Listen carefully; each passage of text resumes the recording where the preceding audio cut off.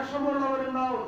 ഒരു സഹോദരി നമ്മുടെ കൂടെ ഉള്ളവര് ഇത്രയും കാലം ജീവിച്ചിട്ട് വിട പറയുമ്പോൾ അവരുടെ മക്കൾക്ക് വളരെയധികം പ്രയാസങ്ങൾ ഉണ്ടാവും, വിഷമങ്ങൾ ഉണ്ടാവും. അല്ലാഹു തആല അവരുടെ മക്കളുടെ വിഷമങ്ങള് ദൂരീകരിച്ചു കൊടുക്കട്ടെ, അവരുടെ മനസ്സിന് സക്കീനത്ത് കൊടുക്കട്ടെ, സമാധാനം കൊടുക്കട്ടെ. വേണ്ടപ്പെട്ടവർക്ക് വിഷമങ്ങൾ ഉണ്ടാവും. നമ്മിൽ നിന്നും നമ്മളെ സ്നേഹിച്ചിരുന്ന ആളുകൾ നമ്മൾ വിട പറയുമ്പോൾ നമുക്ക് വിഷമങ്ങൾ ഉണ്ടാവും, സാധാരണയാണ്. പക്ഷെ നമ്മളൊരു കാര്യം മനസ്സിലാക്കണം, നമ്മളുടെ കൂട്ടത്തിൽ നിന്നും ഒരാൾ മരണപ്പെട്ടു പോകുമ്പോൾ അല്ലാഹു സുബ്ഹാനഹു വ തആല ഹദ്റത്തിലേക്ക് യാത്രയാകുമ്പോൾ അവരുടെ മരണം കാണുന്ന നമുക്ക് ഒരു ചിന്ത ഉണ്ടാവണം, നമ്മളും നാളെ മരിക്കേണ്ടവരാണ്. നമ്മുടെ സഹോദരിക്ക് കുറെ കാലം അല്ലാഹു തആല കുറെ ആയുസ് കൊടുത്തു, അൽഹംദുലില്ലാഹ്. എന്നാൽ ഓരോരുത്തർക്കും എത്ര ആയുസ്സുണ്ട് എന്ന് പറയാൻ പറ്റുമോ? ഞാൻ എത്ര കാലം ജീവിക്കുമെന്ന് എനിക്ക് പറയാൻ പറ്റൂല. ഇവിടെ കൂടിയിരിക്കുന്ന ഓരോരുത്തരും എത്ര കാലമാണ് ജീവിക്കുക എന്ന് നമുക്കാർക്കും നിജമില്ല, പറയാൻ പറ്റൂല. അല്ലാഹു സുബ്ഹാനഹു വ തആല ഓരോരുത്തർക്കും നിശ്ചിത സമയം വെച്ചിട്ടുണ്ട്. ആ സമയം ആയിക്കഴിഞ്ഞാൽ ഓരോരുത്തരും പോകേണ്ടി വരും. ലാ യസ്തഖ്ദിമൂന സാഅതൻ വലാ യസ്തഅഖിറൂൻ. ആ സമയമെടുത്ത് എത്തിക്കഴിഞ്ഞാൽ ഒരു നിമിഷം പോലും ലാ യസ്തഖ്ദിമൂന സാഅതൻ, ഒരു നിമിഷം പോലും മുന്നോട്ട് പോവുകയില്ല. വലാ യസ്തഅഖിറൂൻ, പിന്നോട്ടും പോവുകയില്ല. കൃത്യമായ നിമിഷത്തിൽ റൂഹ് പിരിഞ്ഞിരിക്കും. നമ്മൾ ചിന്തിക്കേണ്ട കാര്യമാണ്, നമ്മൾ ജീവിക്കുമ്പോൾ നമ്മൾ എന്തിനു വേണ്ടി ജീവിക്കുന്നു? നമ്മൾ ഓരോരുത്തരും ഒരു ഹിതപരിശോധന നടത്തണം. നമ്മൾ ഓരോരുത്തരും ഒരു പരിചിന്തനം നടത്തണം, ചിന്തിക്കണം ശരിക്ക്. ഞാൻ രാവിലെ മുതൽ രാത്രി ആവുന്നത് വരെ എങ്ങനെ ജീവിച്ചു? മുത്തുനബി സ്വല്ലല്ലാഹു അലൈഹി വസല്ലം തങ്ങൾ പറഞ്ഞതനുസരിച്ചിട്ടാണോ ഞാൻ ജീവിച്ചിട്ടുള്ളത്?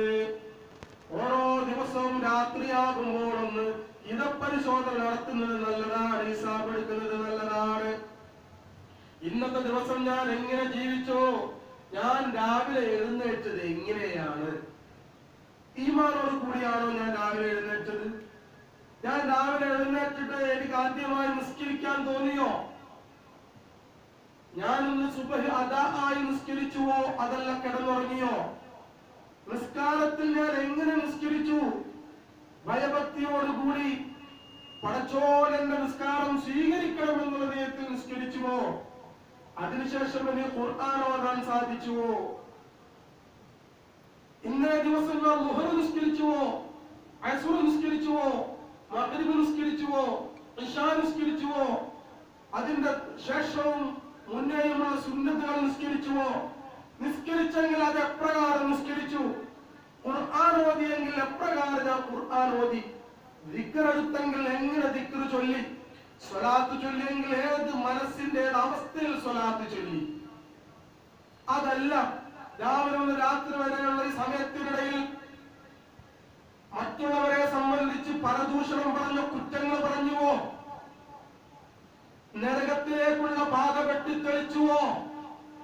ഞാൻ എത്ര കളവുകൾ പറഞ്ഞിട്ടുണ്ട്, അന്യരുടെ ദൂഷ്യം ഞാൻ എത്ര പറഞ്ഞിട്ടുണ്ട്. ഒരാൾക്ക് തന്റെ സഹോദരൻ ഇഷ്ടമില്ലാത്ത കാര്യങ്ങൾ അവന്റെ അഭാവത്തിൽ മറ്റുള്ളവരോട് ഞാൻ പറഞ്ഞുവോ? ഞാൻ സിനിമ കണ്ടുവോ? ഞാൻ സംഗീതമുള്ള പാട്ടുകൾ കേട്ട് ആസ്വദിച്ചുവോ? പുരുഷന്മാരാണെങ്കിൽ അന്യ സ്ത്രീകളെ മോഹത്തോടുകൂടി ഞാൻ എത്ര കണ്ട് നോക്കിയിട്ടുണ്ട്. അന്യ സ്ത്രീകളോട് ഞാൻ മോശമായ രീതിയിൽ എങ്ങനെ പെരുമാറിയിട്ടുണ്ട്. അന്യ സ്ത്രീകളോട് ഞാൻ മോഹത്തോടുകൂടി സംസാരിച്ചിട്ടുണ്ടോ? സ്ത്രീകളാണെങ്കിൽ അന്യപുരുഷനോട് ഞാൻ മോശമായ ചിന്തയോടുകൂടി പെരുമാറിയോ? അന്യപുരുഷന്റെ മുന്നിൽ ആവശ്യമില്ലാതെ ഞാൻ പ്രത്യക്ഷപ്പെട്ടുവോ? ഞാൻ എന്റെ ഔറത്ത് മറക്കാതെ കണ്ട്, മതം പറഞ്ഞതായ രീതിയിൽ ശരീരം മറക്കാതെ കണ്ട് ഞാൻ പുരുഷന്മാരുടെ മുന്നിൽ പ്രത്യക്ഷപ്പെട്ടുവോ?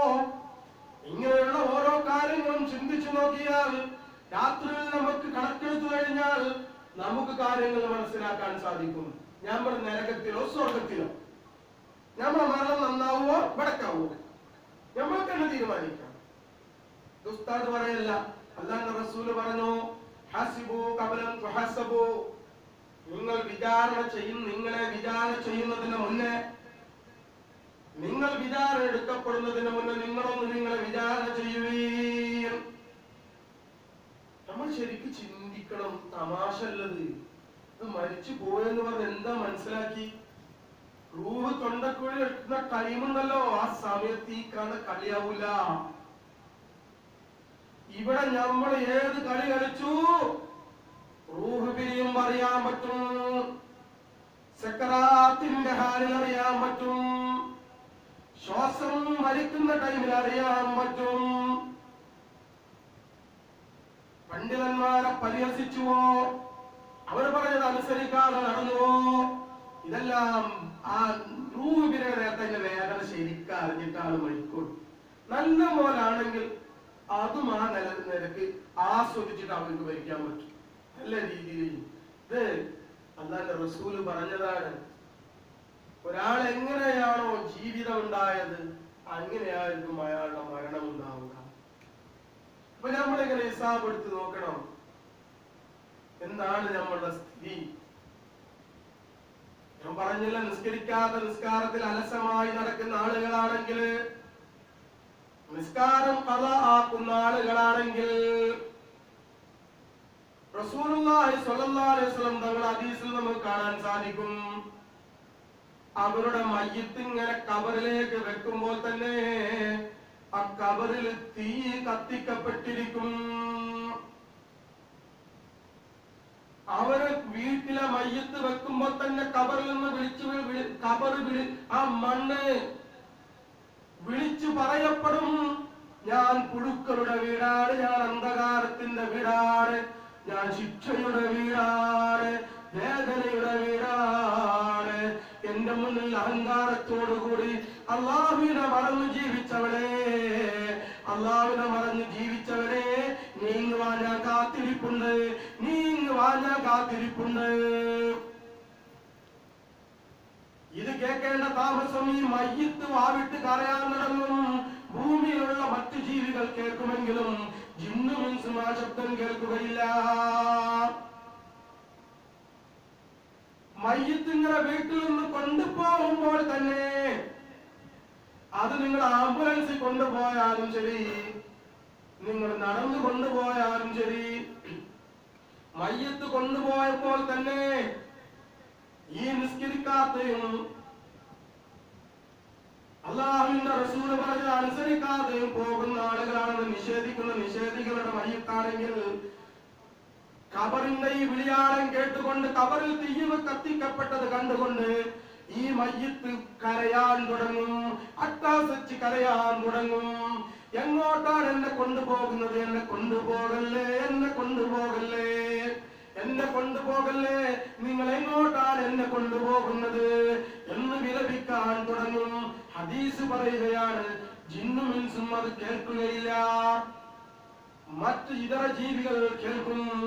പലപ്പോഴും മയ്യിത്തുകൾ കൊണ്ടുപോകുമ്പോൾ മയ്യിത്തിന്റെ കൂടെ പോകുന്നവർക്കറിയാം, ചില ടൈമിൽ അപ്പുറയുള്ള ജീവികൾ, പശു പോലെയുള്ള നാൽക്കാലികൾ കുമ്പിൽ എടുത്തുകൊണ്ട് ഓടിപ്പോകുന്നത് കാണാൻ സാധിക്കും. കാത്തുരക്ഷിക്കുമാറാകട്ടെ. നേരായ മരണമുണ്ടായെങ്കിൽ മാത്രമേ നമുക്ക് രക്ഷയുള്ളൂ. ഇനി എന്തായുള്ള മാർഗം? അല്ലാഹുവിന്റെ റസൂല് പറഞ്ഞു, അൽ ഖയ്യിസു, ബുദ്ധിമാനാരാണ്, മൻ ഒരുത്തനാണ്, ദാന നഫ്സഹു, അവന്റെ നഫ്സിനെ, അവന്റെ ജീവനെ, അവന്റെ സ്വന്തം ശരീരത്തെ ദീനിയാക്കിയിരിക്കുന്നു.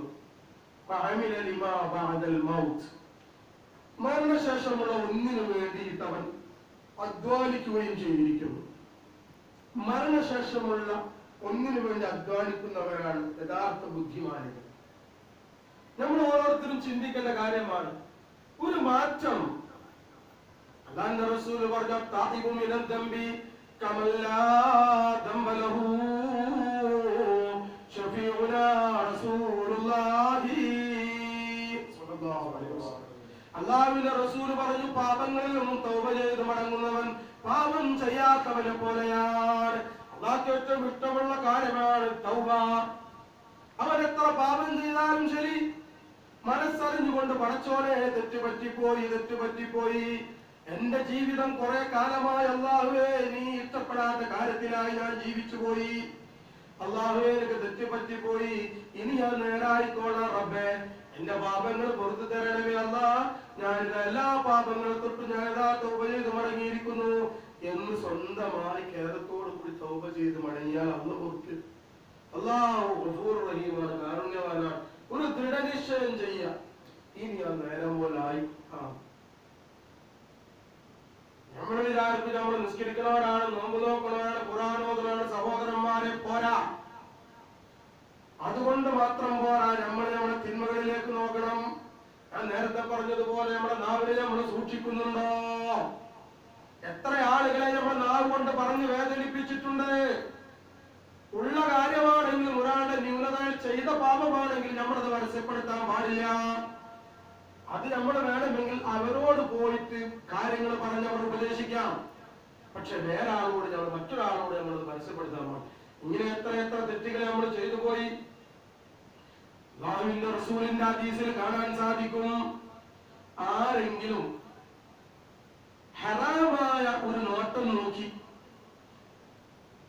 അതായത് ഒരു പെണ്ണിനെ, ഒരു സ്ത്രീയെ മോഹത്തോട് കൂടിയിട്ട് നോക്കി, വ്യഭിചാര നോട്ടം നോക്കി, അല്ലെങ്കിൽ ഒരു സ്ത്രീ ഒരു പുരുഷനെ വ്യഭിചാര നോട്ടം നോക്കി എങ്കിൽ നാളെ മഹ്ശറയിൽ ആ സ്ത്രീയുടെ അല്ലെങ്കിൽ ആ പുരുഷന്റെ കണ്ണുകളിലേക്ക് ഹദീസിന്റെ ആശയം പറയാൻ അല്ലാഹു തആല ഇരുമ്പ് കമ്പി പഴുപ്പിച്ചുകൊണ്ട്, തീയിലിട്ട് പഴുപ്പിച്ചുകൊണ്ട്, ചൂടാക്കി പഴുപ്പിച്ചുകൊണ്ട് ഈ കണ്ണുകളിലേക്ക് കുത്തിക്കയറ്റു. കണ്ണ് പൊട്ടി ഈ ഇരുമ്പൻ കയറിപ്പോവും. എന്നിട്ട് വീണ്ടും ആ ഇരുമ്പ് തണ്ട് വലിച്ചെടുക്കും. വീണ്ടും കണ്ണ് ആദ്യത്തെ കുത്തിനത് പൊട്ടിപ്പോവും. വീണ്ടും വലിച്ചെടുക്കുമ്പോൾ വീണ്ടും അത് അതിനുശേഷം ആദ്യത്തെ പോലെ തന്നെയാവും. വീണ്ടും കുത്തും. ഇതിങ്ങനെ തുടർന്നുകൊണ്ടേയിരിക്കുമെന്നാണ് പറയുന്നത്. ഒരാളെ കുറ്റം പറയുമ്പോൾ അത് കേട്ട് കഴിഞ്ഞാൽ ഒന്ന് പറയാനുള്ളത് കേൾക്കലുണ്ട്. ഒരാൾ കേട്ടു, വേറെ ഒരാളെ പറ്റി കുറ്റം പറഞ്ഞത് സന്തോഷത്തോടെ കേട്ടു എങ്കിൽ അങ്ങനെ ഈബത്ത് കേട്ടാൾക്ക്, പരദൂഷണം കേട്ടാള്, അയാളുടെ ചെവിയിലേക്ക് നാളെ മഹ്ശറിൽ ഈയം ഉരുക്കിക്കൊണ്ടൊഴുക്കുമെന്ന്. ഈയം എന്ന് പറയുന്നത് പൊതുവെ മെർക്കുറി, വളരെ ചൂടുള്ള ഒരു ആസിഡ്, ഒരു സാധനമാണ്.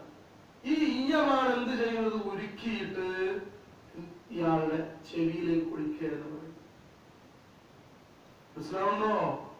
എത്ര വലിയ ശിക്ഷയാണ്! നാവ് കൊണ്ട് കളവ് പറയുന്ന ആളുടെ തീ കൊണ്ടുള്ള കത്രിക കൊണ്ട് അവരുടെ നാവുകൾ വിട്ടുമെന്ന് തങ്ങളുടെ ഹദീസുകൾ നോക്കുമ്പോൾ നമുക്ക് കാണാൻ സാധിക്കും. വളരെ സൂക്ഷിക്കണം, വളരെയധികം സൂക്ഷിക്കണം നമ്മുടെ നാവിനെ. മരിക്കുമ്പോൾ മരണം ചിന്തിച്ചുകൊണ്ട് ബേജാറാകുന്ന എന്റെ പെങ്ങളെ, ബേജാറാവുന്ന എന്റെ സഹോദരാ, ആ ബേജാറിന് ശമനം കിട്ടണമെങ്കിൽ നീ നന്നാവല്ലാതെ രക്ഷയില്ല. നാവിനെ വളരെ സൂക്ഷിച്ചോ. ഉസ്താദന്മാരുടെ പ്രസംഗങ്ങൾ കേൾക്കുമ്പോൾ, ഉസ്താദന്മാരുടെ വയത് കേൾക്കുമ്പോൾ നാളെ മുതൽ ഞാൻ നന്നാവാമെന്ന് പറഞ്ഞു കൊണ്ടുപോകും. പക്ഷെ ഒരു കിന്നാരപ്പാട്ട് കേട്ടാൽ, റേഡിയോ തുറന്നാൽ, TV തുറന്നാൽ, അല്ലെങ്കിൽ മൊബൈൽ തുറന്നാൽ ഒരു കിന്നാരപ്പാട്ട് കേട്ടാൽ തന്നെ ഇതെല്ലാം മറന്നുപോയി. പിന്നെ ഈ ലോകത്തിന്റെ കളികളിൽ ഏർപ്പെടുകയാണ്, ഈ ലോകത്തിന്റെ തമാശകളിൽ മുഴുകിപ്പോവുകയാണ്. അവർ പാടുന്നത് പോലെ കൂത്താടി പാടുകയാണ്, അവരുടെ കൂടെ ഡാൻസ് ചെയ്യുകയാണ്. പുരുഷന്മാരുടെ മുന്നിലേക്ക് ഔറത്ത് മറക്കാതെ, തന്റെ മാറ് കാണിച്ചുകൊണ്ട് ഔറത്ത് മറക്കാതെ പുരുഷന്മാരുടെ മുന്നിലേക്ക് പോകുന്ന എന്റെ പൊന്നു പെങ്ങന്മാരെ, അങ്ങനെ ആരുണ്ടെങ്കിൽ മനസ്സിലാക്കിക്കോളും, നാളെ മഹ്ശറിൽ എത്തുമ്പോൾ നരകത്തിന്റെ തീയിൽ നിന്നും അതിന്റെ കിരണങ്ങൾ ഇങ്ങനെ ഓടി വന്നുകൊണ്ട്, പറന്നു വന്നുകൊണ്ട് നീ കാണിച്ചതായ മാറിലേക്ക് വന്നുകൊള്ളുമ്പോൾ അതുപോലെ തന്നെ നീ താഴ്ചതാലിന്റെ മുടിയിലേക്ക് വന്ന് പതിക്കുമ്പോൾ, നീ പുരുഷന്മാരെ കാണിക്കാൻ വേണ്ടിക്കൊണ്ട് നീ ചോപ്പിച്ചതായ ചുണ്ടിലേക്ക് വരുമ്പോൾ, നീ മൊയിലാഞ്ചിയിട്ടതായ ആ തൊലിയിലേക്ക് ആ തീയിന്റെ കിരണങ്ങൾ പതിക്കുമ്പോൾ, ആ തീയിൽ ഉരുകിക്കൊണ്ട് തൊലി അങ്ങ് ചുരുണ്ട് ചുരുണ്ട് ചുരുണ്ട് ചുരുണ്ട് കയറിക്കൊണ്ട് തൊലിയെല്ലാം ശരീരത്തിൽ നിന്നും വീടുകൊണ്ട് ആ തൊലിയും വഹിച്ചുകൊണ്ട് ഇവൾ ചീറിക്കൊണ്ട് കരഞ്ഞുകൊണ്ട് അലറിക്കൊണ്ട് നരകത്തിലൂടെ ഇങ്ങനെ പാഴുകയാണ്. ദാഹിച്ചിട്ട് വയ്യാ, ദാഹിച്ചിട്ട് വയ്യാ, അല്പം വെള്ളം തരൂ, അല്പം വെള്ളം തരൂ. ആരും സഹായിക്കാനില്ലാത്ത നരകം, കത്തിയാടുന്ന നരകമാണ്. ആ നരകത്തിൽ ഇങ്ങനെ ആവാനുള്ള കാരണം എന്താണ്? അന്യപുരുഷന്റെ മുന്നിൽ കൊഞ്ചിയതാണ്, അന്യപുരുഷനോട് ചാറ്റിംഗ് ചെയ്തതാണ്, അന്യപുരുഷനോട് മൊബൈലിൽ വാട്സപ്പിൽ ചാറ്റിംഗ് ചെയ്തതാണ്, ഫേസ്ബുക്ക് മെസ്സഞ്ചറിലൂടെ ചാറ്റിംഗ് ചെയ്തതാണ്, അന്യപുരുഷന്റെ മുമ്പിലേക്ക് നാണമില്ലാതെ പോയതാണ്, അന്യപുരുഷനോട് ഒറ്റപ്പെട്ടതാണ്, അന്യ മാറി മറക്കാതെ കണ്ട് അന്യപുരുഷന്റെ മുന്നിലേക്ക് പോയതാണ്. ഇതാണ് കാരണം. നരകത്തിൽ കത്തിയാറുന്ന നരകത്തിലൂടെ തൊലി ഉരുകിക്കൊണ്ട് പ്ലാസ്റ്റിക് പോലെ ഉരുകി കയറുന്ന ആ തൊലി വഹിച്ചുകൊണ്ട് അലറിക്കരഞ്ഞുകൊണ്ട് പോകുമ്പോൾ ആരും വെള്ളം തരാനില്ല. അല്ലാഹു സുബ്ഹാനഹു വ തആലയുടെ കൽപ്പന വരികയാണ്, ചിഞ്ചരം കുടിപ്പിക്കുക. മലക്കുകൾ ഈ സ്ത്രീയുടെ ശരീരത്തിൽ നിന്നും ഒഴുകി വരുന്നതായ നീരുണ്ടല്ലോ, കത്തിക്കരിഞ്ഞുകൊണ്ട് ഒഴുകുമ്പോൾ ഒഴുകി വരുന്ന നീർ പാത്രത്തിലാക്കിക്കൊണ്ട് ഈ സ്ത്രീയെ കുടിക്കുമെന്ന് ഖുർആൻ നോക്കിയാൽ കാണാൻ സാധിക്കും. അതല്ലെങ്കിൽ ടാറ് പോലെയുള്ള ഒരു ദ്രാവകം വായിലേക്ക് ഒഴിച്ചു കൊടുക്കാവുന്നതും തിളച്ചു മറിയുന്ന ടാറ് നിങ്ങൾ കണ്ടിട്ടുണ്ടായിരിക്കും. റോട്ടിലൂടെ ഇങ്ങനെ നടക്കുമ്പോ കാണാം, റോഡ് പണി എടുക്കുമ്പോ ടാറ് ഒന്ന് ചവിട്ടി നോക്കണം, അതറിയും. തിളച്ചിട്ട് ഇങ്ങനെ താങ്ങുന്ന ടാറുണ്ടല്ലോ, ടാറ് റോഡ് പണി എടുക്കുമ്പോ ടാറ് പോലെയുള്ള ഒരു ദ്രാവകം, നരകത്തിലുള്ള ദ്രാവകം വായിലൂടെ ഒഴിച്ചു കൊടുക്കാൻ പറയും. അത് ഒഴിക്കുന്ന സന്ദർഭത്തില് അതങ്ങ് വായിലൂടെ കയറി കുടലിലൂടെ കയറിക്കൊണ്ട് വയറ് പിളർന്നുകൊണ്ട് കുടൽമാല പുറത്തു വരുമെന്ന് ഒരു ഭാഗത്തു കൂടി പറയുമ്പോൾ പരിശുദ്ധ ഖുർആൻ മറ്റൊരു ഭാഗത്തു കൂടി പേടിപ്പിച്ചറിയിക്കുന്നു. നമ്മുടെ പെങ്ങന്മാർക്ക് ഇതൊന്നും വിഷയമില്ല, മരിച്ചാൽ കരയും ചെയ്യും, ഭയങ്കര വിഷമ. താൻ മരിക്കുന്ന കാലത്ത് ഒരു വിഷമവും ഇല്ല. അല്ലാഹു കാത്തു രക്ഷിക്കട്ടെ. തൗബ തൗബ തൗബ ചെയ്ത് മടങ്ങുക. അല്ലാഹു കാത്തു രക്ഷിക്കുമാറാകട്ടെ. ആണുങ്ങൾക്ക് പ്രദർശിപ്പിക്കാൻ വേണ്ടി നിന്റെ വെളുത്ത മേനി കാട്ടുമ്പോൾ നീ ഒരു കാര്യം മനസ്സിലാക്കണം, നരകത്തിന്റെ തീയിലൂടെ നീന്തി കളിക്കുമ്പോൾ നിന്നെ രക്ഷിക്കാൻ ആ പുരുഷൻ വരില്ലട്ടോ, നിന്നെ രക്ഷിക്കാൻ ആ പുരുഷൻ വരില്ല, ആരും വരില്ല. അതുകൊണ്ട് ഈ മേനി നീ മറച്ചുകൊണ്ട് മുത്തുനബി സല്ലല്ലാഹു അലൈഹി വസല്ലം തങ്ങൾ പറഞ്ഞതുപോലെ നീ ജീവിക്കുകയാണെങ്കിൽ നിനക്ക് സ്വർഗത്തിലുള്ള അല്ലാഹു തആല സ്വർഗത്തിലുള്ള പുരുഷന്മാരെ നിനക്ക് ലഭിക്കും. നിന്റെ ഭർത്താവ് ഈമാനുള്ള മനുഷ്യനാണെങ്കിൽ, ഈമാനോട് കൂടെ മരിച്ച ഭർത്താവാണെങ്കിൽ ആ സ്വർഗത്തിലുള്ള ബാലന്മാരെക്കാൾ സുന്ദരനായിക്കൊണ്ട് നിന്റെ ഭർത്താവ് തന്നെ നിനക്ക് അവിടെ ഭർത്താവായി കിട്ടും. അല്ലെങ്കിലോ മരിക്കുന്ന മയ്യത്തിന് വേണ്ടി നമ്മൾ ദുആ ചെയ്യാറുണ്ട് അല്ലേ? മയ്യിത്ത് നിസ്കാരത്തിൽ വായിക്കുന്നുണ്ടല്ലോ, അല്ലാഹുമ്മ അബ്ദിൽഹു ദാരൻ ഖൈറൻ മിൻ ദാരിഹി വഅഹ്ലൻ ഖൈറൻ മിൻ അഹ്ലിഹി വജീറാനൻ ഖൈറൻ മിൻ ജീറാനിഹി വസൗജൻ ഖൈറൻ മിൻ സൗജിഹി. ഇതെല്ലാം നമ്മൾ മയ്യിത്തിന് വേണ്ടി നിസ്കരിക്കുമ്പോൾ മയ്യിത്ത് നിസ്കാരത്തിൽ ദുആക്കാറുണ്ട്. എന്താണ് പറഞ്ഞത് നമ്മൾ ചിന്തിക്കണം, വളരെ ചിന്താർഹമാണത്. അല്ലാഹുവേ ഇദ്ദേഹത്തിന് മാറ്റി കൊടുക്കണമേ, ഇദ്ദേഹത്തിന്റെ ഇപ്പോഴുള്ള വീടിനേക്കാൾ ഉത്തമമായ നല്ല ഒരു വീടിനെ നീ മാറ്റി കൊടുക്കണമേ. ഇപ്പോഴുള്ള കുടുംബത്തെക്കാൾ നല്ല ഒരു കുടുംബത്തെ നീ ഇദ്ദേഹത്തിന് മാറ്റി കൊടുക്കണമേ. ആരാണ് ഈ ദുആ ചെയ്യുന്നത്? ഇദ്ദേഹത്തിന്റെ കുടുംബം തന്നെയാണ് ദ്വാരിക്കുന്നത്. ഞങ്ങളെക്കാൾ നല്ല കുടുംബത്തെ നീ മാറ്റി കൊടുക്കണമേ. ചിന്തിക്കണം.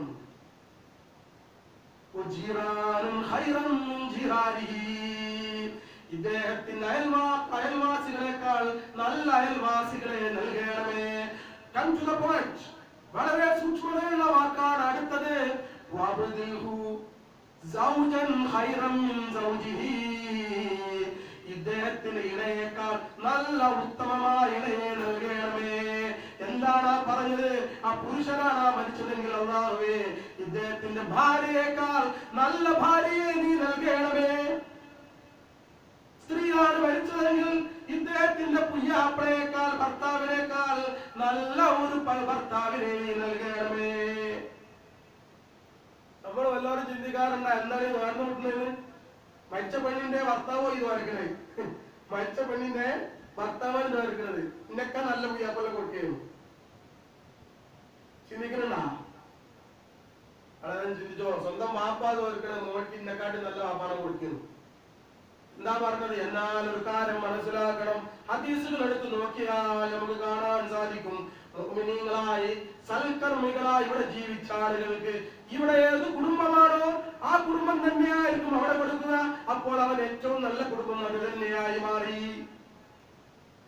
നല്ല സ്വാലിഹത്തായ ഒരു പെണ്ണ്, തെക്കവയോടുകൂടി ജീവിച്ച പെണ്ണ്, തെക്കവയോട് കൂടി ജീവിച്ച ആള്, ഭർത്താവ് മരണപ്പെട്ടു കഴിഞ്ഞാൽ ഈ ഭർത്താവിന് ഹൂർലീങ്ങൾ കൊടുക്കുമെന്ന് പറയുമ്പോൾ പല സഹോദരിമാരും സ്ത്രീകളെ ക്ലാസ്സിൽ എന്നോട് ചോദിച്ചതാണ്, ഞങ്ങളെ പ്രിയാപ്പൾക്കപ്പൊ ഞങ്ങളെ വേണ്ടേ ഉസ്താദേ? ഞങ്ങളെക്കാട് വലിയ ഊർലിങ്ങളാകുമ്പോൾ അവർക്കൊരു വിഷമം. നമ്മളൊന്നും ഒരു രസമില്ലേ? നമ്മളെക്കാട്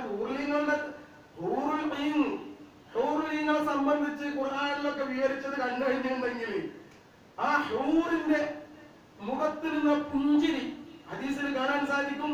ഒരു ഹൂറിലെങ്ങാനും ആകാശത്തിൽ ഈ ഒന്നാം ആകാശത്തിലേക്ക് വന്ന് അവിടെ നിന്ന് ഭൂമിയിലേക്ക് നോക്കി.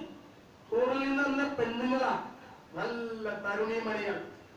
അവർ നോക്കിയിട്ട് ചിരിച്ചു. ആ പുഞ്ചിരിയുടെ വെട്ടം ഇവിടെയുള്ള ആണുങ്ങൾ ഏതെങ്കിലും പുരുഷൻ കാണാൻ ചാൻസ്, അല്ലെങ്കിൽ ഏതെങ്കിലും ആണുങ്ങൾ കാണാണെങ്കിൽ തൽക്ഷണം മരിച്ചു വീഴുന്ന സഹിക്കാൻ അത്രക്ക് ഭംഗിയാണ്, അത്രക്ക് പ്രകാശം ഉൾക്കൊള്ളാനുള്ള കഴിവില്ല. അത് മരിച്ചു പോകും, സഹിക്കാൻ പറ്റൂല. ഭയങ്കര ഭംഗിയാണ്. ഗ്യാസ് പോലെയുള്ള സ്ഫടികം പോലെയുള്ള സ്ത്രീകൾ ഊർലിയും. അപ്പൊ ഞങ്ങളൊക്കെ ആകെ ഒന്നുമില്ലാത്ത മയിലായില്ലേ?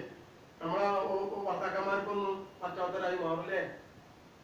ഹദീസുകളിൽ കാണാൻ സാധിക്കും, സൽവൃത്തയായ പെണ്ണുണ്ടല്ലോ, മക്കളേറ്റ് നടക്കുന്ന പെണ്ണ്, അന്യപുരുഷന്മാർ വരുമ്പോൾ ഉള്ളിലേക്ക് പോകുന്ന പെണ്ണ്, വീടിന്റെ പുറമെ ഇങ്ങനെ ലാത്താത്ത പെണ്ണ്, അത്യാവശ്യത്തിന് മാത്രം അന്യപുരുഷന്മാരിലേക്ക് വരുന്ന പെണ്ണ്, കുടുംബക്കാർ വന്നാലും ശരി അന്യപുരുഷന്മാരാണെങ്കിൽ അവർ നല്ലവണ്ണം മറച്ചുകൊണ്ട് സംസാരിക്കുന്ന പെണ്ണ്, കൊഞ്ചും കുഴയാത്ത പെണ്ണുണ്ടല്ലോ, ആ പെണ്ണ് മരണപ്പെട്ടു കഴിഞ്ഞാൽ അവൾ സ്വർഗത്തിലാണ്. സ്വർഗത്തിൽ എങ്ങനെയാണ്? സ്വർഗത്തിലുള്ള ഹൂറുലീങ്ങളെക്കാളും എത്രയോ മടങ്ങ് സുന്ദരിയായിരിക്കും മോനെ അന്റെ ഭാര്യ. നിനക്ക് ഹൂറുലീങ്ങളോടാവില്ല മോഹം, നിനക്ക് നിന്റെ ഭാര്യയോടാവും മോഹം. അപ്പൊ അതുകൊണ്ട് പെങ്ങന്മാരെ ഒരു കുഴപ്പമുണ്ടാവില്ല. എന്റെ ശബ്ദം കേൾക്കുന്ന പെങ്ങന്മാരെ വിഷമിക്കണ്ട. നല്ലപോലെ നല്ല സ്വാലിഹത്തുകളായി ജീവിച്ചിട്ടുണ്ടെങ്കിൽ നിങ്ങളെ അത്ര സുന്ദരികളായ ആളുകൾ ഊർലിങ്ങൾ ഉണ്ടാവില്ല. സ്വന്തം നന്നായ മതി.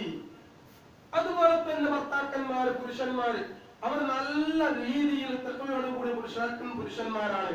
സ്വർഗത്തിലുള്ള പുരുഷന്മാരെക്കാളും ബാലന്മാരെക്കാളും എല്ലാം സുന്ദരന്മാരായ ആരോഗ്യവാന്മാരായ പുരുഷന്മാരായിരിക്കും. അതേപോലെ കുടുംബക്കാരെല്ലാം അങ്ങനെ തന്നെ. അപ്പൊ ആ ദ്വായുടെ അർത്ഥം എന്താണ്? ഇതിനേക്കാൾ ഉത്തമമായ കുടുംബത്തിന് നൽകണമേ എന്ന് പറയുമ്പോൾ അതിന്റെ അർത്ഥം എന്താ? പടച്ചോനെ ഇവരേതായാലും മരണപ്പെട്ടു പോയി, ഇവരൊക്കെ മരിച്ചു പോയി, അങ്ങനല്ല.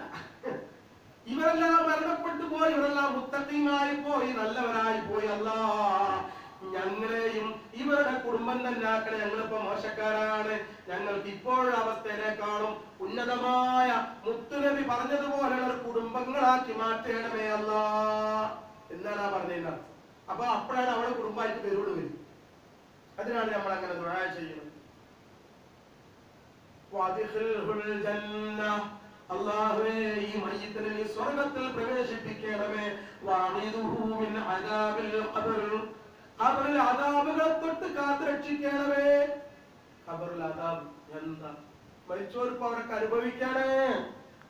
നമ്മളിന്ന് മരണപ്പെട്ടു പോയ സഹോദരന്മാരും സഹോദരികളും അനുഭവിച്ചുകൊണ്ടിരിക്കുകയാണ്. നമ്മൾ ഇന്ന് മരിച്ചിട്ടുണ്ടെങ്കിൽ നാളെ നമ്മൾ അനുഭവിക്കാനുള്ള സഹോദരന്മാരെ സഹോദരികളെ.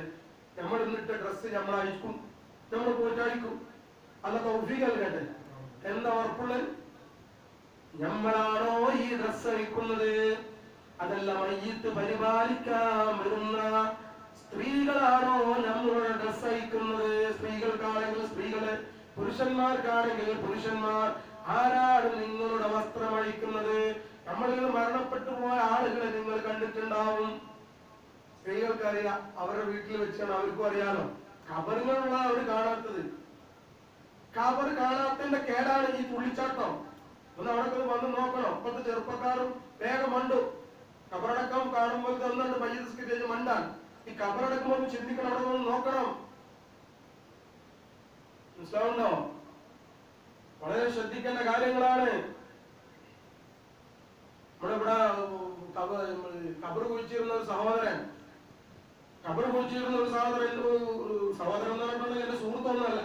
മുമ്പൊരിക്കൽ ഒരു ഉപദേശത്തിന് വേണ്ടി എടുത്തു വന്നപ്പോൾ മുമ്പൊരു അനുഭവം പറഞ്ഞതാണ്. നമ്മുടെ നാട്ടിലുള്ളതാണ്. കുറെ കാലങ്ങളായിട്ട് ഞങ്ങൾ ഖബർ ഇങ്ങനെ പുതിയ പഴയത് മാറുന്നല്ലോ, പുതിയത് വെക്കലാണല്ലോ.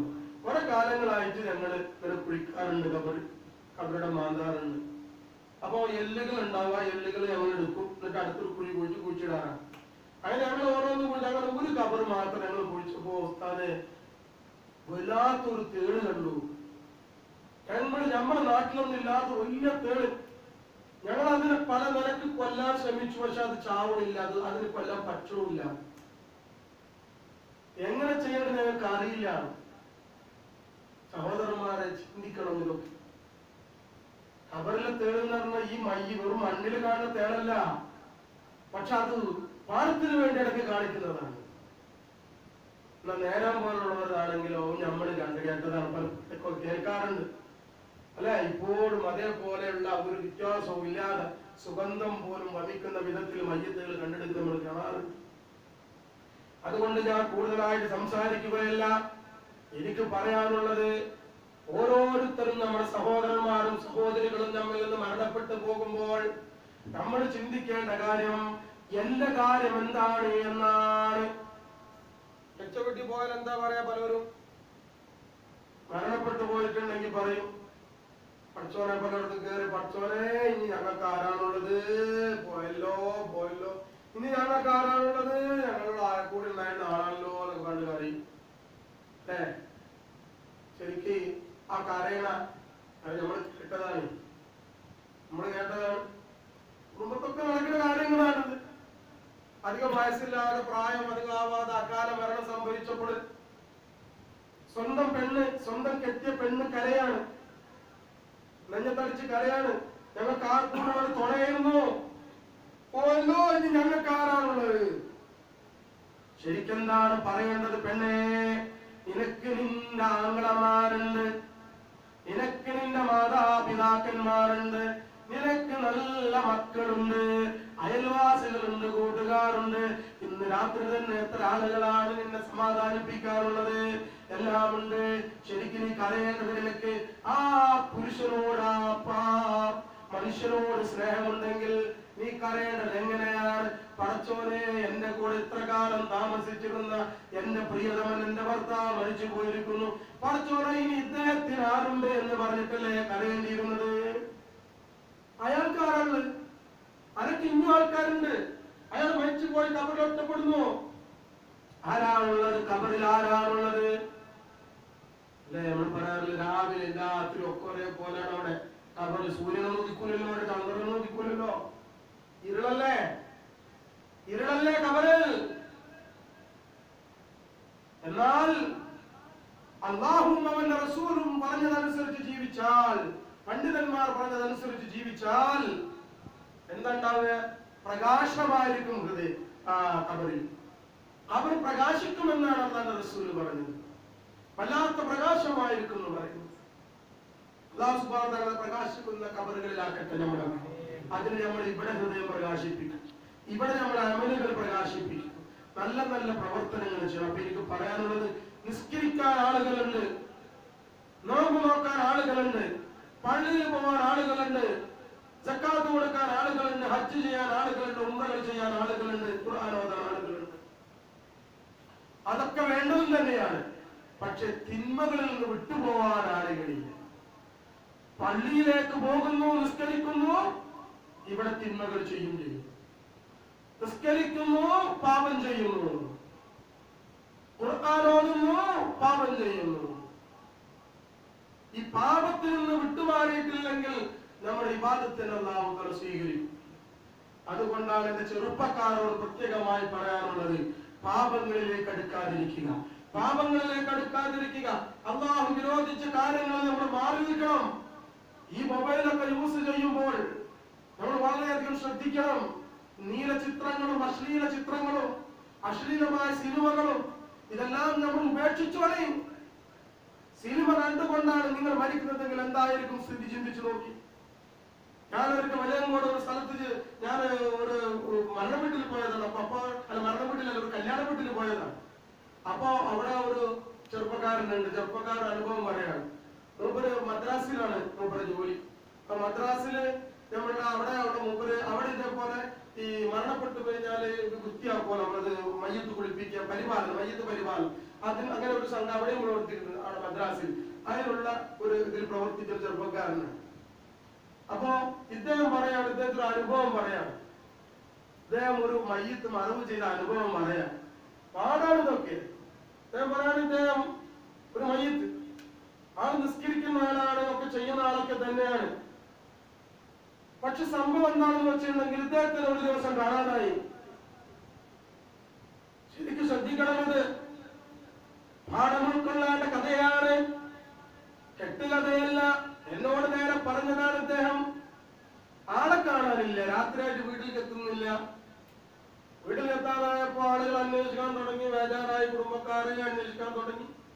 അങ്ങനെ എവിടെയില്ല. പലയിടത്തും ഫോൺ ചെയ്തു നോക്കി, ആളെ കാണാനില്ല, ആളെവിടെ പോയി.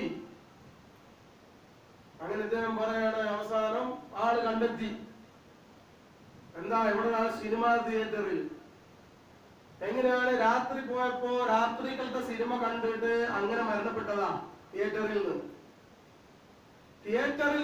സിനിമാ തിയേറ്ററിൽ രാത്രി സിനിമ കാണുമ്പോൾ മരണപ്പെട്ടു. ആരും അറിഞ്ഞില്ല, മരിച്ചത് അറിഞ്ഞില്ല. സിനിമ കഴിഞ്ഞപ്പോ എല്ലാവരും പോയപ്പോഴും അതിന്റെ വാച്ച്മാനും ആൾക്കാരൊക്കെ വന്ന് കണ്ട് തിയേറ്റർ കൂട്ടിപ്പോയി. പിറ്റേ ദിവസം അടുത്ത സിനിമക്ക് വേണ്ടിയിട്ട് തുറക്ക് പോയപ്പോ ആളുകൾ അപ്പോഴാണ് കാണുന്നത്. ഇദ്ദേഹം പറയാൻ കാരണം എന്താ അറിയോ? കുളിപ്പിക്കുന്ന സംഭവം ഇദ്ദേഹം ഓരോ അനുഭവങ്ങൾ പറഞ്ഞപ്പോ പറഞ്ഞതാ അനുഭവം. അപ്പൊ ചെന്ന് നോക്കുമ്പോ എന്താണ്, ഈ മയ്യത്ത് കൂളിംഗ് ഗ്ലാസ് കണ്ണാടൊക്കെ വെച്ചിട്ട്, നമുക്ക് ചിലപ്പോ ചിരി വരും, പക്ഷെ വളരെ ചിന്തിക്കാൻ, കൂളിംഗ് ഗ്ലാസ് കണ്ണാട വെച്ചിട്ട് ഇങ്ങനെ ഇരിക്കാണ്. എവിടെ? തിയേറ്ററില്. സംഭവം എന്താന്ന് വെച്ചിട്ടുണ്ടെങ്കിൽ ആ ഇരുത്തം മണിക്കൂറുകളോടെ ഇരിക്കല്ലേ. അടുത്ത ദിവസം മയ്യത്ത് എടുക്കുന്ന ടൈമിലല്ലേ, അല്ല, അടുത്ത ദിവസം സിനിമക്ക് വേണ്ടി തുറക്കുമ്പോഴല്ലേ ഇത് കാണുന്നത്. അപ്പൊ എന്താ ഇങ്ങനെ ഉറച്ചു, രക്തം ഉറച്ചു. അതാണ് നമ്മൾ മരിച്ചു കഴിഞ്ഞിട്ടുണ്ടെങ്കിൽ ഉടനെ ഒക്കെ മയമാക്കണം, അവയവങ്ങളൊക്കെ മയമാക്കണം, അല്ലേ? കയ്യൊക്കെ എന്നിട്ട് മയമാക്കി വെക്കണം, കണ്ണുകൾ അടക്കണം, വായൊക്കെ തന്നെ വെക്കണം എന്ന് പറയണ എന്താ?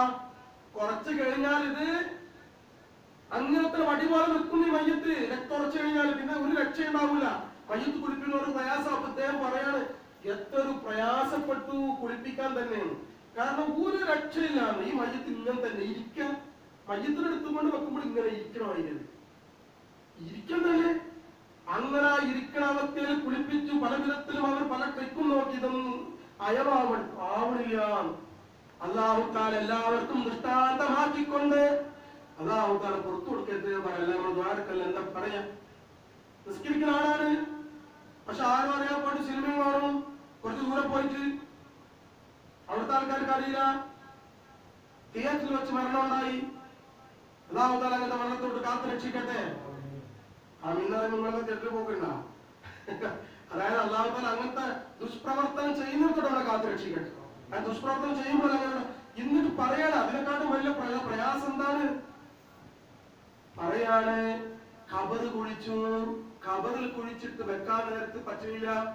കാരണം ഇത് ഇങ്ങനെ ഇരിക്കല്ലേ, ഇങ്ങനെ ആ കസാല ഇരിക്കണ മാതിരി ഇരിക്കല്ലേ. അങ്ങനെ വീണ്ടും ആ കബർ എന്ത് ചെയ്ത് വീണ്ടും വിശാലാക്കേണ്ടി വന്നു. ഒരു സുമാറ് വെച്ചുകൊണ്ട് ചെയ്തതാണ്. വീണ്ടും ഇങ്ങനെ തന്നെ ഒരു വിധത്തിൽ കഫൻ ചെയ്തു, ദഫൻ ചെയ്തു, അങ്ങനെ തന്നെ കൊണ്ടുപോയിട്ട് മറവ് ചെയ്തു. ഇതിനോട് പറഞ്ഞതാ. സത്യമാണ് അസത്യമാണ് അള്ളാഹു ആലം. നമുക്ക് പറഞ്ഞത് പറയാനല്ല പറ്റുള്ളൂ, ഇതിന്റെ യാഥാർത്ഥ്യം നമുക്ക് അറിയില്ല. പക്ഷെ എന്നോട് പറഞ്ഞതാണ്, ഒരു സഹോദരൻ എന്നോട് പറഞ്ഞതാണ്, ഇങ്ങനെ ഒരു അനുഭവം ഉണ്ടായിരുന്നു. ഇതൊക്കെ നമ്മൾ ചിന്തിക്കേണ്ട കാര്യമാണിത്. ഒരു മനുഷ്യനും അറിയില്ല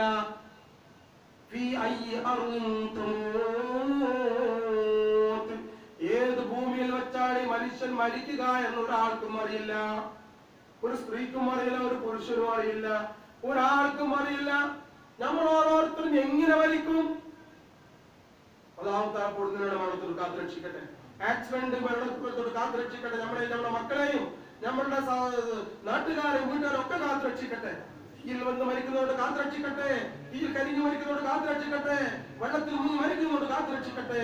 സഹോദരന്മാരെ, വല്ലാത്ത മരണമാണ് വെള്ളത്തിൽ മുങ്ങി മരിക്കുക എന്നുള്ളത്, വല്ലാത്ത മരണമാണ്. തീയിൽ കരിഞ്ഞു മരിക്കുക എന്നത് വല്ലാത്ത മരണമാണ്, വളരെ വേദനയുള്ള മരണമാണ് എന്നാണ് പലരും പറയുന്നത്. വെള്ളത്തിൽ മുങ്ങി മരിക്കലൊക്കെ അല്ലാഹു തആല ഈ കടൽ തീരത്ത് താമസിക്കുന്ന എന്റെ സഹോദരന്മാരെയും സഹോദരികളെയും നമ്മളെ ഏവരെയും അല്ലാഹു തആല വെള്ളത്തിൽ മുങ്ങി മരിക്കുന്നവരോട് കാത്തുരക്ഷിക്കട്ടെ, തീയിൽ വന്ന് മരിക്കുന്നവരോട് കാത്തുരക്ഷിക്കട്ടെ, ഈമാനോടുള്ള മരണം നൽകട്ടെ. സഹോദരന്മാരെ, എങ്ങനെയാണ് മരിക്കുന്നതെന്ന് അറിയില്ല, എവിടെ വെച്ച് മരിക്കുന്നു എന്നറിയില്ല, നമ്മളുടെ ഖബർ എവിടെയാണെന്ന് അറിയില്ല. ഉദാഹരണമായി, നമ്മളിൽ നിന്ന് മരണപ്പെട്ടു പോയ സഹോദരി വസിയത്ത് ചെയ്തു, മിസ്രി പള്ളിക്ക് എന്നെ മറവ് ചെയ്ത് മിസ്രി പള്ളിക്ക് മറവ് ചെയ്താൽ മതി എന്ന് പറഞ്ഞു. അപ്പൊ അവൾക്ക് അപ്പൊ മറ്റുള്ളവർക്ക് പറയും മിസ്രി പള്ളിക്കലാണ്. അപ്പൊ എന്താ, ഏത് മണ്ണിലാണ്? മിസ്രി പള്ളിയിലാണ് മറവ് ചെയ്യണമെന്ന് അറിഞ്ഞു, മറ്റുള്ളവരും അറിഞ്ഞു അല്ലെ. പക്ഷേ മിസ്രി പള്ളിയിലുള്ള ഖബർസ്ഥാനിലെ ഏത് മൂലയിലാണ് എന്ന് ആ സ്ത്രീക്ക് അറിയില്ല. ആ സ്ത്രീ വസിയത്ത് ഏറ്റുവാങ്ങിയ കുടുംബാംഗങ്ങൾക്കും അറിയില്ല. മിസ്രി പള്ളിയിൽ ഏത് മണ്ണിലാണ് എന്റെ ഉമ്മയെ കൊണ്ടുപോയി വെക്കുന്നത് എന്ന് അവർക്കും അറിയില്ല. അള്ളാഹു തീരുമാനിക്കുന്നതാണ്. ആ മണ്ണിലെ നമ്മൾ കിടക്കൂ. ഇങ്ങനെ എവിടെയാണ്, നിങ്ങളത് എവിടെയാണ്, ആരതും അറിയില്ല. എന്നാൽ ഒരു കാര്യം അറിയാം, ഒരാൾ ഈമാനോടുകൂടി മരിക്കുകയാണെങ്കിൽ, തഖ്വയോടുകൂടി ജീവിച്ചു മരിക്കുകയാണെങ്കിൽ അവരുടെ അവർ സ്വർഗപ്പൂന്തോപ്പാണെന്ന് നമുക്കറിയാം. അവരുടെ റൂഹ് ഇല്ലിയിലേക്ക് കൊണ്ടുപോകുമെന്നറിയാം. അവർക്ക് യാതൊരു പ്രയാസവും ഉണ്ടാവില്ല എന്ന് നമുക്കറിയാം. കാരണം എന്താണ്? ശഫീഉനാ റസൂലുള്ളാഹി സ്വല്ലല്ലാഹു അലൈഹി വസല്ലം തങ്ങൾ പറഞ്ഞതാണ്, മരണം നേരെ ആവണമെങ്കിൽ നേരം പോലെ ജീവിക്കണം. അതുകൊണ്ട് ഞാൻ നിങ്ങളൊക്കെ മോശമാണ് വെച്ചിട്ട് പറയില്ല കേട്ടോ, അങ്ങനെ വിചാരിക്കല്ലേ, എന്നെയും കൂടി കൂട്ടിയിട്ടാ പറയണേ. എല്ലാരും മോശമാണ് വെച്ചിട്ട് പറയല്ല, എന്നെയും കൂടി കൂട്ടിയിട്ടാ പറയും. പക്ഷെ ഇതൊക്കെ പറഞ്ഞു തരണ്ടേ? എനിക്ക് പറയാനുള്ള സഹോദരന്മാരെ സഹോദരികളെ, തൗബ ചെയ്ത് മടങ്ങുക. നിങ്ങൾക്ക് സാധിക്കുന്ന വിധത്തില് നന്മ ചെയ്യുക. നിങ്ങൾക്ക് സാധിക്കുന്നത് നിങ്ങൾ തെറ്റുക ചെയ്യുക. ഇനി ഉള്ളവരാണെങ്കിൽ വർദ്ധിപ്പിക്കുകയും അല്ലാഹുവിലേക്ക് നിങ്ങൾ ഓടുകയും. എങ്ങനെ ഓടേണ്ടത്? ഒരു ദിവസം അരപ്പേജ് ഖുർആൻ ഓതുന്നവരാണെങ്കിൽ 1 പേജാക്കി വർദ്ധിപ്പിക്കുക. 1 പേജ് ഓതുന്നവരെന്താണ് 2-1.5 പേജാക്കി വർദ്ധിപ്പിക്കുക. ദിക്ർ സ്വലാത്ത് ചെല്ലുന്നവർ കൂടുതൽ എണ്ണം സ്വലാത്തെല്ലാം നോക്കുക. സുന്നത്ത് നിസ്കരിക്കുന്നവർ അത് കൂടുതലാക്കാൻ നോക്കുക. ഇങ്ങനെ ഏടുകൾ ഇങ്ങനെ എന്ത് ചെയ്തോളി, കൂടുതൽ നന്മകൾ ഏടുകൾ വർദ്ധിപ്പിച്ചോ. നന്മകളുടെ ഏടുകളിൽ ഇങ്ങനെ ഇത് കൂടി വരട്ടെ. ഞാൻ കഴിഞ്ഞ ക്ലാസ്സിൽ പറഞ്ഞില്ലേ, മഹാനായ ജുനൈദുൽ ബഗ്ദാദി റഹ്മത്തുള്ളാഹി അലൈഹി, മഹാനായ ശൈഖ് അവരുടെ മരണ സന്ദർഭത്തിൽ, അവരാണോ വേറെ ഏതോ വലിയാണെന്ന് അറിയില്ല, മരിക്കാനെടുത്ത സന്ദർഭത്തിൽ പറഞ്ഞില്ലേ, എല്ലാവരോടും പറഞ്ഞു, ശിഷ്യന്മാരോടും പറഞ്ഞു, ഇതാ എന്റെ നന്മയുടെ ഏടുകൾ ചുരുട്ടപ്പെടുകയാണ്, എന്റെ നന്മയുടെ ഏടുകൾ ചുരുട്ടി മടക്കി വെക്കുന്നതായി ഞാൻ കാണുന്നു. അതുകൊണ്ട് നിങ്ങളെല്ലാം ഒന്ന് മാറണം. എനിക്കൊന്ന് സൗകര്യം പോലെ ആ ഏടുകൾ ചുരുട്ടുകയാണ്. കൈയുടെ പരമാവധി ഞാൻ നന്മ ചെയ്യട്ടെ, തസ്ബീഹ് ചൊല്ലട്ടെ, തസ്ബീഹ് ചൊല്ലട്ടെ, തഖ്ദീസ് ചൊല്ലട്ടെ, ഹംദ് ചെയ്യട്ടെ, തക്ബീർ ചെയ്യട്ടെ. എന്ന് പറഞ്ഞുകൊണ്ട് അദ്ദേഹം റൂമിലേക്ക് പ്രവേശിച്ച് വാതിലായി. എന്നിട്ട് ആ ലാസ്റ്റ് ടൈം വരെ മൂപ്പർ അല്ലാഹുവിലായിട്ട് മുഴുകി, അള്ളാഹുവിന്റെ ദിക്റിലായി അദ്ദേഹം മുഴുകി. അങ്ങനെ ആ മഹാനായ വലിയ മരണം സംഭവിച്ചു. നമുക്ക് ഇതൊന്നും അറിയില്ലല്ലോ എപ്പോഴാണ് മരിക്കുന്നത്. അതേപോലെ നമ്മുടെ ഔലിയാക്കളൊന്നല്ലോ, നമുക്ക് അറിയില്ലല്ലോ എപ്പോഴാണ് മരിക്കുന്നത്. അതുകൊണ്ടാണ് പറയുന്നത്, എങ്ങനെ ചാൻസ് കിട്ടി അത്രക്കും നിങ്ങൾ നന്മ ചെയ്തോളൂ. ഇവിടെ ഗ്രൂപ്പൊന്നും നോക്കിയിട്ട് കാര്യമില്ല.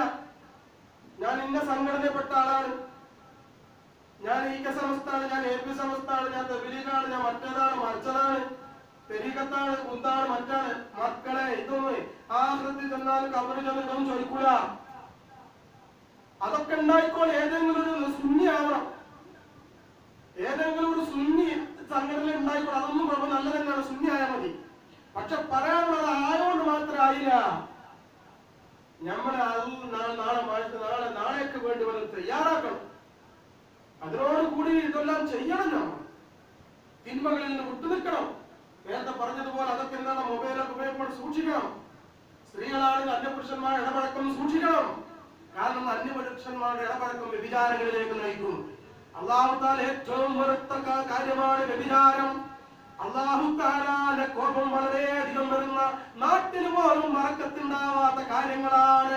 ഒരു വ്യഭിചാരി നാട്ടിലുണ്ടെങ്കിൽ 40 വീട് ചുറ്റോളം അവിടെ റഹ്മത്തിറങ്ങില്ല. വ്യഭിചാരം സ്വവർഗരതി. സ്വവർഗരതി എന്ന് പറഞ്ഞാല് ആൺകുട്ടികളായിട്ട് പുരുഷൻ ഒരാണ് വേറെ ആൺകുട്ടികളായിട്ട് എന്ത് ചെയ്യുക, ലൈംഗികമായിട്ടുള്ള മോശമായ കാര്യങ്ങൾ ഏർപ്പെടും. ആണും തമ്മിൽ മോശമായ കാര്യങ്ങൾ ഏർപ്പെടും. അല്ലാഹു തആല ഒരു ലോകം മുഴുവൻ മൊത്തം ആകാശത്തിലേക്ക് ഒരു ഭൂമിയാണ് ഉയർത്തിക്കൊണ്ട് അട്ടിമറിച്ചു കളഞ്ഞു. അറബിയിൽ സ്വവർഗരതി. എന്താ ചെയ്തത്? ലൂത്ത് നബി അലൈഹി സ്വലാത്തു വസ്സലാം ജനതയെ അതൊന്നാകെ ഉയർത്തി, ഭൂമി ഒന്നാകെ ഉയർത്തി അടിമേലെ മറിച്ചിട്ടു. അങ്ങനെ സ്വവർഗരതി നടത്തുന്ന ആളുകള്, വ്യഭിചാരികള്, അതുപോലെ തന്നെ ഒരു കൂട്ടരുമുണ്ട്. അല്ലാതെ കള്ളു കുടിക്കുന്ന ആളുകള്, അതുപോലെ തന്നെ മയക്കുമരുന്ന് ഉപയോഗിക്കുന്ന ആളുകള്, ഇവരോട് അല്ലാഹു വല്ലാത്ത വെറുപ്പാണ്, വല്ലാത്ത കോപമാണ്.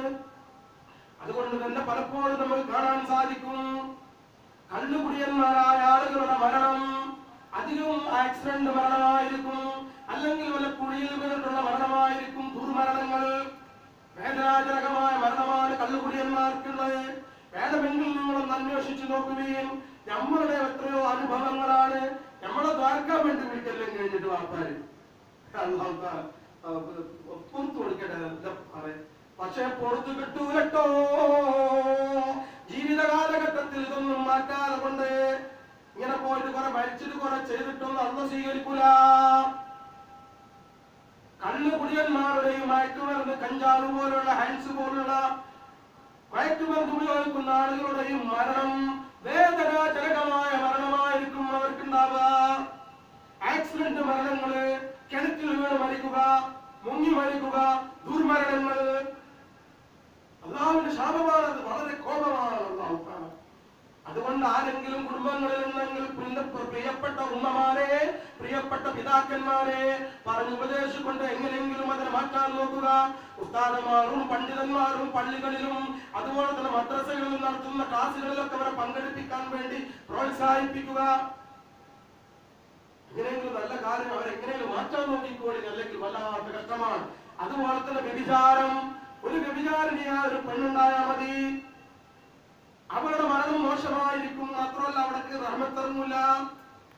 പക്ഷെ ഒരു കാര്യം മനസ്സിലാക്കണം, തൗബ ചെയ്ത് മടങ്ങുന്നവർക്ക് അല്ലാഹു തആല പൂർണ്ണമായി പുറത്തു കൊടുക്കും. അങ്ങനെ നമ്മള് കള്ളുടന്മാരെ കാണുമ്പോഴത്തേന് നമ്മൾ അഹങ്കരിക്കണ്ട. ഞാൻ നിർത്തട്ടെ, സമയമായി, ഞാൻ നിർത്താൻ. കള്ളുടന്മാരെ കാണുമ്പോഴത്തേന്, അല്ലെങ്കിൽ എന്തെങ്കിലും പാപം ചെയ്യുന്ന ആൾക്കാരെ കാണുമ്പോഴത്തേന് നിങ്ങള് കള്ളുടിയ നരകത്തിക്കാണ്, അല്ലെങ്കിൽ ആ പെണ്ണിനല്ല, പെണ്ണ് ശരിയല്ല, ആ പെണ്ണിനെ പറ്റി പറയാൻ കേട്ടിട്ടുണ്ട്, അല്ലെ മറ്റേ ശരിയല്ല. സഹോദരന്മാർ സൂക്ഷിച്ചോളി. ഒരാളെയും മോശമായി നിങ്ങൾ കരുതണ്ട.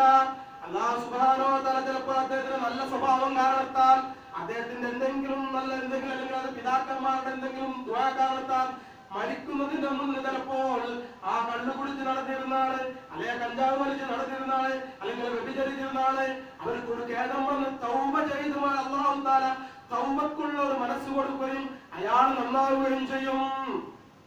പക്ഷേ നിങ്ങൾ മനസ്സിലുണ്ടല്ലോ, നിങ്ങൾ വല്ല അഹങ്കരിച്ചില്ല, ഞാൻ വല്ല നിസ്കാരക്കാരാണ്, ഞാൻ വലിയ നല്ല ആളാണ്, മറ്റോട് മോശമാണെന്ന് കരുതിയില്ലേ, നിങ്ങൾക്ക് ചിലപ്പോ അല്ലാഹു തആല മരിക്കുന്നതിന് മുന്നേ അല്ലാഹു തആലയുടെ കോപം നിങ്ങൾക്ക് ഇറങ്ങും. അത് കാരണത്താൽ നിങ്ങൾ മനസ്സ് വെടക്കാവും.